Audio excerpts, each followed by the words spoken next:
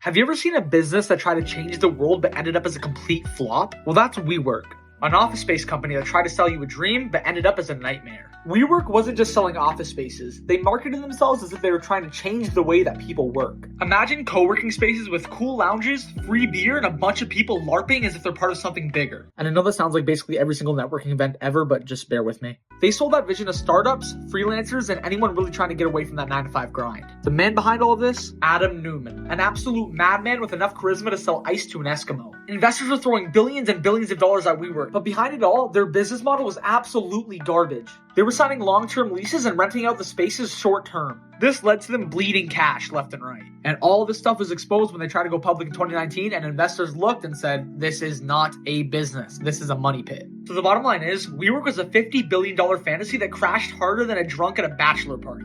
The answer is pretty simple. Do not build a business on hype alone.